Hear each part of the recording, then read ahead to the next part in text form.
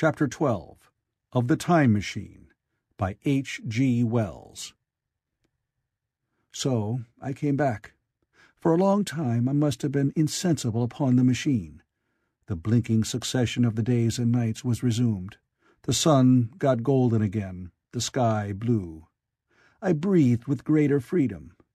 The fluctuating contours of the land ebbed and flowed. The hand spun backward upon the dials. At last I saw again the dim shadows of houses, the evidences of decadent humanity. These too changed and passed, and others came. Presently, when the million dial was at zero, I slackened speed. I began to recognize our own petty and familiar architecture.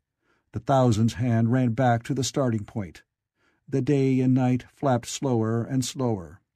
Then the old walls of the laboratory came round me.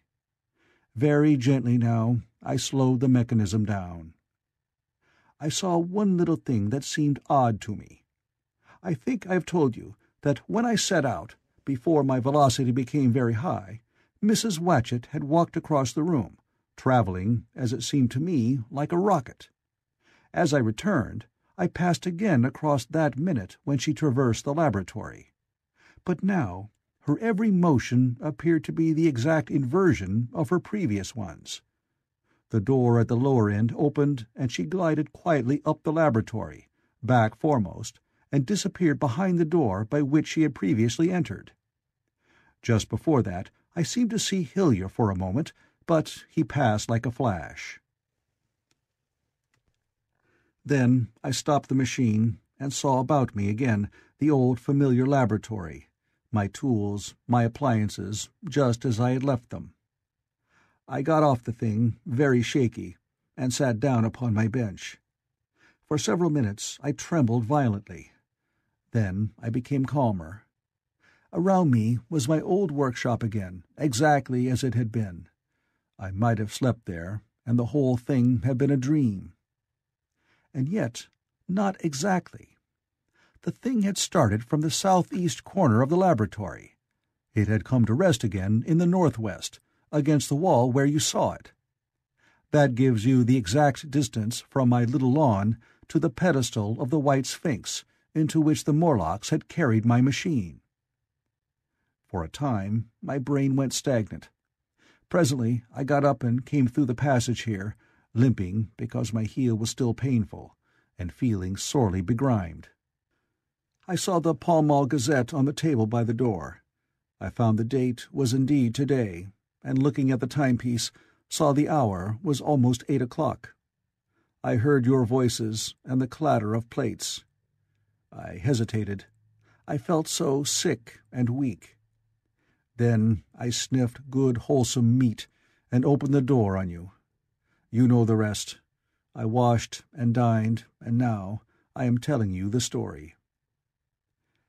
I know, he said after a pause, that all this will be absolutely incredible to you. To me, the one incredible thing is that I am here tonight in this old, familiar room, looking into your friendly faces and telling you these strange adventures. He looked at the medical man. No, I cannot expect you to believe it. Take it as a lie, or a prophecy. Say I dreamed it in the workshop. Consider I have been speculating upon the destinies of our race until I have hatched this fiction. Treat my assertion of its truth as a mere stroke of art to enhance its interest. And, taking it as a story, what do you think of it?"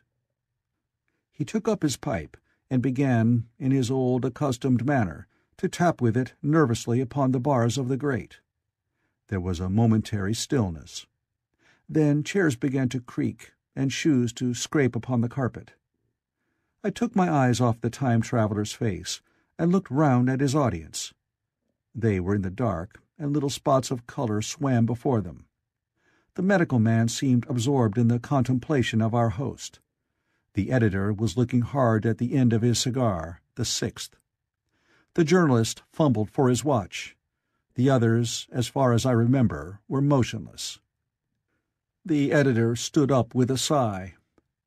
"What a pity it is you're not a writer of stories," he said, putting his hand on the time-traveler's shoulder. "You don't believe it?"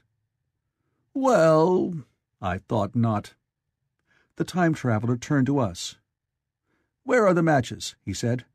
He lit one and spoke over his pipe, puffing. "To tell you the truth, I hardly believe it myself.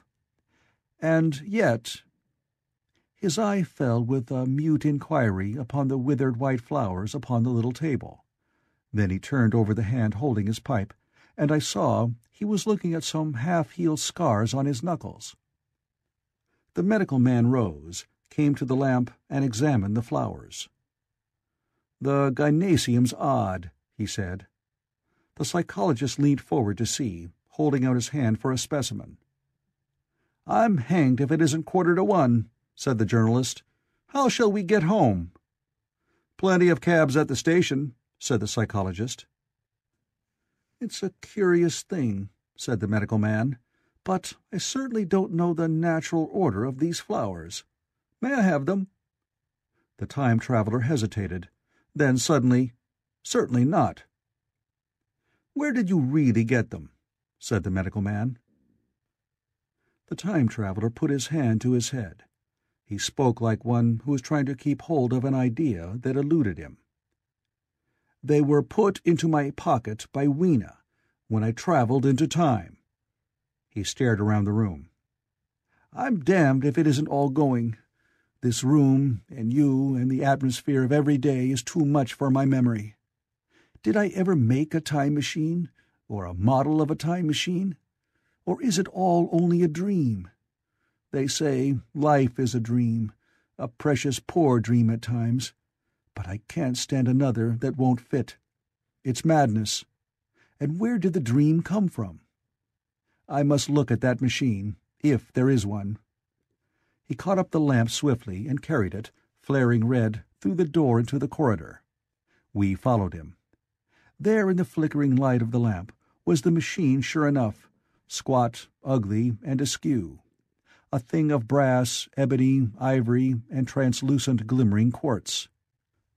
Solid to the touch, for I put out my hand and felt the rail of it, and with brown spots and smears upon the ivory, and bits of grass and moss upon the lower parts, and one rail bent awry.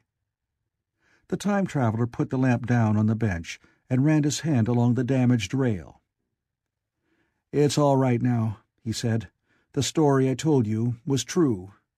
I'm sorry to have brought you out here in the cold."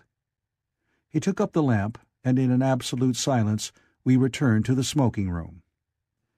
He came into the hall with us and helped the editor on with his coat. The medical man looked into his face, and with a certain hesitation told him he was suffering from overwork, at which he laughed hugely. I remember him standing in the open doorway, bawling good night. I shared a cab with the editor. He thought the tale a gaudy lie. For my own part, I was unable to come to a conclusion. The story was so fantastic and incredible, the telling so credible and sober. I lay awake most of the night thinking about it. I determined to go next day and see the time-traveler again. I was told he was in the laboratory, and being on easy terms in the house, I went up to him. The laboratory, however, was empty. I stared for a minute at the time machine, and put out my hand and touched the lever. At that, the squat, substantial-looking mass swayed like a bough shaken by the wind. Its instability startled me extremely, and I had a queer reminiscence of the childish days when I used to be forbidden to meddle. I came back through the corridor. The time-traveler met me in the smoking-room. He was coming from the house. He had a small camera under one arm and a knapsack under the other. He laughed when he saw me, and gave me an elbow to shake. "I'm frightfully busy," said he, "with that thing in there." "But is it not some hoax?" I said. "Do you really travel through time?" "Really and truly I do." And he looked frankly into my eyes. He hesitated. His eye wandered about the room. "I only want half an hour," he said. "I know why you came, and it's awfully good of you. There's some magazines here. If you'll stop to lunch, I'll prove you this time-traveling up to the hilt, specimen and all. If you'll forgive my leaving you now." I consented, hardly comprehending then the full import of his words, and he nodded and went on down the corridor. I heard the door of the laboratory slam, seated myself in a chair, and took up a daily paper. What was he going to do before lunchtime? Then suddenly I was reminded by an advertisement that I had promised to meet Richardson, the publisher, at 2. I looked at my watch and saw that I could barely save that engagement. I got up and went down the passage to tell the time-traveler. As I took hold of the handle of the door, I heard an exclamation, oddly truncated at the end, and a click and a thud. A gust of air whirled round me as I opened the door, and from within came the sound of broken glass falling on the floor. The time-traveler was not there. I seemed to see a ghostly, indistinct figure sitting in a whirling mass of black and brass for a moment, a figure so transparent that the bench behind with its sheets of drawings was absolutely distinct. But this phantasm vanished as I rubbed my eyes. The time machine had gone. Save for a subsiding stir of dust, the further end of the laboratory was empty. A pane of the skylight had, apparently, just been blown in. I felt an unreasonable amazement. I knew that something strange had happened, and for the moment could not distinguish what the strange thing might be. As I stood staring, the door into the garden opened, and the manservant appeared. We looked at each other. Then ideas began to come. "Has Mr. gone out that way?" said I. "No, sir. No one has come out this way. I was expecting to find him here." At that I understood. At the risk of disappointing Richardson, I stayed on, waiting for the time-traveler, waiting for the second, perhaps still stranger story, and the specimens and photographs he would bring with him. But I am beginning now to fear that I must wait a lifetime. The time-traveler vanished 3 years ago, and, as everybody knows now, he has never returned. Epilogue. One cannot choose but wonder. Will he ever return? It may be that he swept back into the past, and fell among the blood-drinking, hairy savages of the age of unpolished stone, into the abysses of the Cretaceous Sea, or among the grotesque saurians, the huge reptilian brutes of the Jurassic times. He may even now, if I may use the phrase, be wandering on some plesiosaurus-haunted oolitic coral reef, or beside the lonely saline lakes of the Triassic Age. Or did he go forward, into one of the nearer ages, in which men are still men, but with the riddles of our own time answered and its wearisome problems solved? Into the manhood of the race, for I, for my own part, cannot think that these latter days of weak experiment, fragmentary theory, and mutual discord are indeed man's culminating time. I say, for my own part, he, I know, for the question had been discussed among us long before the time machine was made, thought but cheerlessly of the advancement of mankind, and saw in the growing pile of civilization only a foolish heaping that must inevitably fall back upon and destroy its makers in the end. If that is so, it remains for us to live as though it were not so. But to me, the future is still black and blank, is a vast ignorance, lit at a few casual places by the memory of his story.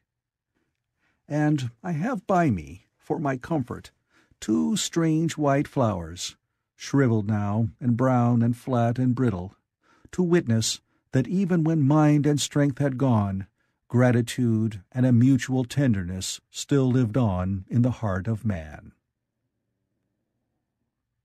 The End of the Time Machine by H. G. Wells.